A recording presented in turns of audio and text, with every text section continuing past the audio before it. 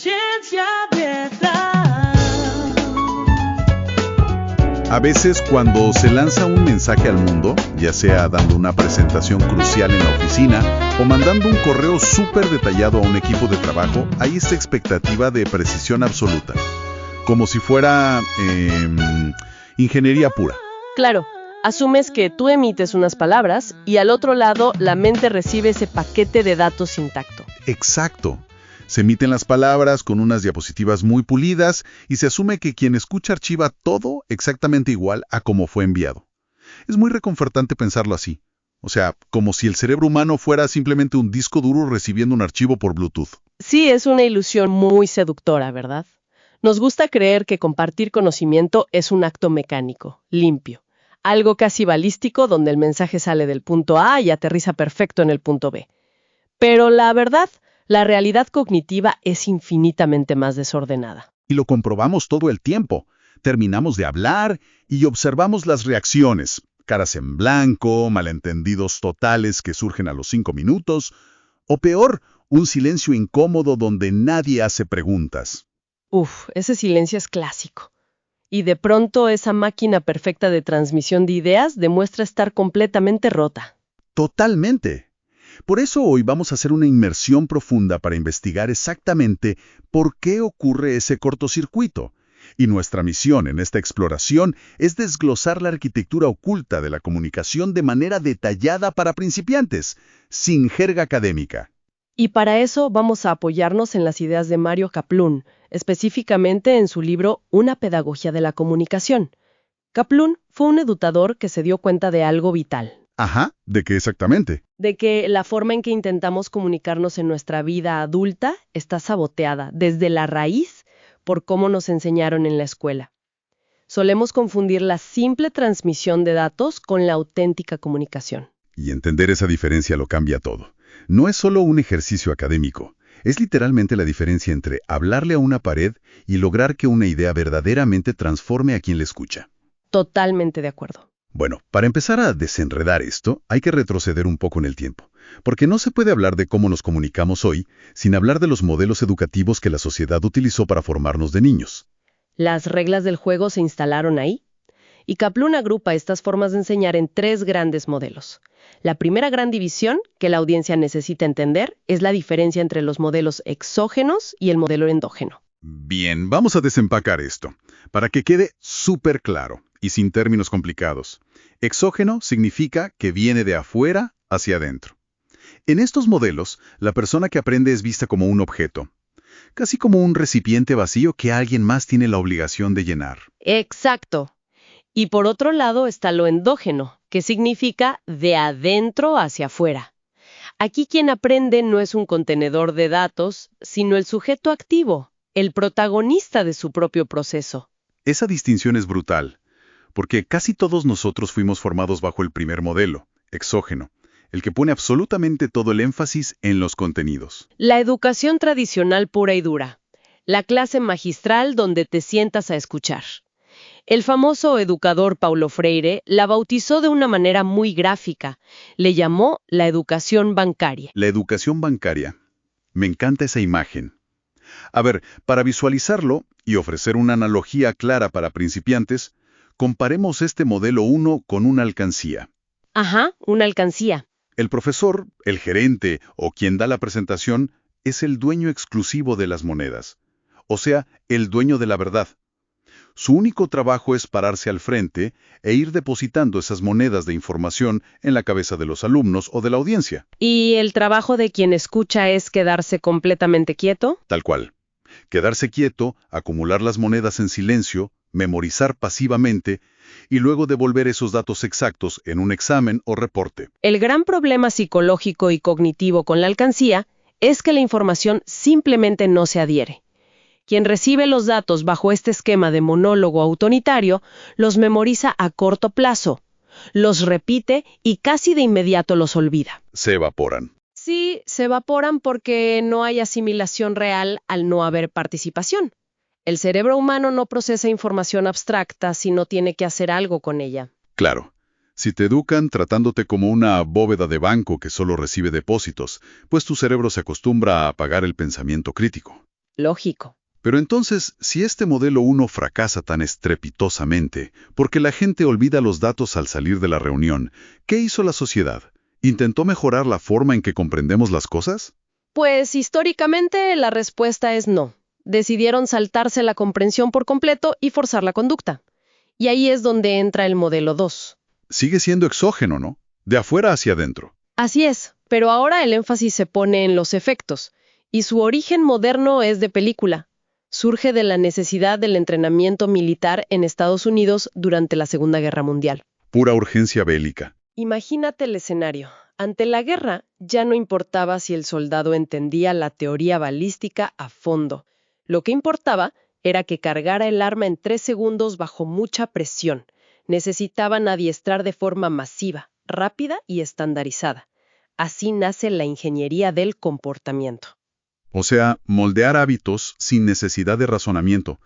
Y para ponerlo en términos cotidianos, comparamos este modelo 2 con el adiestramiento de un perro con premios. Totalmente. El texto de Kaplan menciona cómo este modelo se apoya en la psicología conductista, como los reflejos condicionados de Pavlov. Si haces lo que el programador quiere, recibes una recompensa. Si te desvías, hay un castigo. Y lo vemos todo el tiempo hoy en día. Sí, claro. Aplicaciones que te dan medallas virtuales por conectarte a diario o sistemas corporativos que premian alcanzar una métrica sin importar el contexto. Si conectamos esto con el panorama general, es fundamental observar cómo este modelo 2 es utilizado frecuentemente por diversas esferas de poder para lograr persuasión masiva. Y esto sin importar si son esferas de derecha, de izquierda o corporativas, ¿verdad? Exactamente, es una herramienta neutral en ese sentido. Se utiliza en el diseño de algoritmos de redes sociales que te recompensan con likes, en propaganda electoral y en publicidad comercial. Te da la sensación de que estás participando, pero es una pseudo-participación. Las metas ya fueron decididas por alguien más. Tú solo estás reaccionando a estímulos. Es como correr por un laberinto muy bien diseñado. Sientes que tomas decisiones al girar, pero el arquitecto ya sabe a qué trozo de queso vas a llegar. Tal cual. Y el problema es que correr por un laberinto no es pensar, lo cual nos empuja a buscar una alternativa real.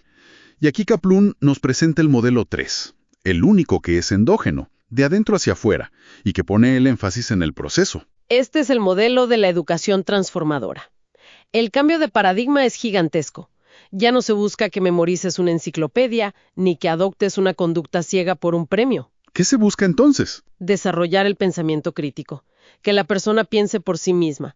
Y algo crucial que cambia aquí es cómo vemos el error. En los modelos anteriores, equivocarse se castiga con una mala nota o perdiendo el premio. Aquí, el error no se castiga. Se asume como parte del aprendizaje, me imagino. Precisamente, es una etapa natural y necesaria. Este modelo busca la verdadera emancipación intelectual. Ahora, si este modelo 3, el del proceso liberador, es el ideal absoluto, surge una contradicción enorme. Si todos queremos comunicarnos tan bien, ¿por qué fallamos miserablemente al aplicarlo en el trabajo o en casa? La respuesta que extraemos de los textos es una revelación. Es porque el diagrama clásico de la comunicación, ese que nos dibujaban en la pizarra en la escuela, está fundamentalmente roto. Ah, el esquema tradicional. Emisor que envía un mensaje a un receptor. Ese mismo. El experto te explica que ese modelo viene en realidad de la ingeniería de telecomunicaciones y la telegrafía. Es profundamente vertical y unidireccional. Asume la estructura de un comandante dictando órdenes a sus subordinados. Claro, un polo tiene todo el poder, la voz y la iniciativa, y el otro polo solo sirve para recibir en pasividad total. Y aquí, ir a la raíz de las palabras te vuela la cabeza. ¿Por qué lo dices? Porque la raíz latina de la palabra comunicación es communis. Significa poner en común, compartir. Está muy alejada de la simple transmisión de señales por un tubo unidireccional. Esa distinción es el corazón del problema. Transmitir información es unilateral. Comunicar implica reciprocidad. Y para recuperar esa esencia, el investigador Jean Cloutier introdujo un concepto increíble, el EMIREC. EMIREC es una fusión entre emisor y receptor, ¿cierto? Así es. La idea es que todo ser humano tiene el derecho y la capacidad de ser simultáneamente emisor y receptor en un ciclo permanente. En una comunicación real, no hay oradores iluminados frente a masas silenciosas. Todos debemos ser emirex. Aquí es donde se pone realmente interesante. Pero, espera, si todo el mundo es un emirek, si todos hablan y escuchan a la vez, ¿no se convierte eso en un caos? ¿Quién enseña o lidera el mensaje entonces? Es una duda muy legítima. Pero adoptar el concepto de emirek no significa eliminar al educador o al creador del mensaje. Su rol simplemente cambia. Pasa de ser un dueño de la verdad a ser un facilitador o un animador del diálogo comunitario. Ah, ya veo. Es la diferencia entre ser un rey leyendo un decreto a sus súbditos y ser el anfitrión de una cena. El anfitrión pone la mesa y guía la charla, pero el éxito depende de que todos aporten. Exactamente. El facilitador aporta información como materia prima para que el grupo la debata y construya el conocimiento. Pero claro, ¿cómo inicia ese anfitrión la charla sin caer en un monólogo aburrido, sabiendo que todos deben ser emireks? ¿Cómo das el primer paso? La respuesta de Kaplun es invertir el orden del proceso comunicativo. En el mundo corporativo siempre se habla de retroalimentación o feedback. Pero eso ocurre al final para ver si la manipulación funcionó. Kaplun propone la prealimentación. Necesidades y aspiraciones de la audiencia antes de crear el mensaje.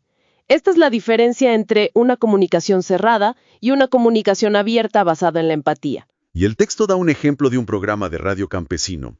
Tienen la variante A, que es súper fría, institucional, hablando de planes de producción agrícola. Un bostezo total. Sí, un manual en voz alta. Y en contraste, la variante B busca enseñar lo mismo, pero inicia hablando de cómo don Pedro fue al mercado dominical y le pagaron una miseria por su cosecha. Conecta con la realidad del oyente. Entonces, ¿qué significa todo esto en la práctica? ¿No es una pérdida de tiempo contar anécdotas en lugar de dar los datos duros directamente? Lo fascinante aquí es que, pedagógicamente, ese rodeo es el único camino efectivo. Hay que partir de la visión ingenua o cotidiana de las personas, hechos concretos y relatos. Porque si empiezas directo con los datos duros generas un rechazo. Exacto. Generas ruidos de arrogancia intelectual. El cerebro baja sus defensas con la empatía de la historia de don Pedro, y desde ahí puedes elevar el diálogo hacia una visión crítica y estructural. Es como enseñar a nadar invitando a alguien por la parte baja de la piscina en vez de tirarlo desde un helicóptero. Qué buena imagen, sí. Pero, a ver, acabamos de establecer que necesitamos prealimentación y empatía.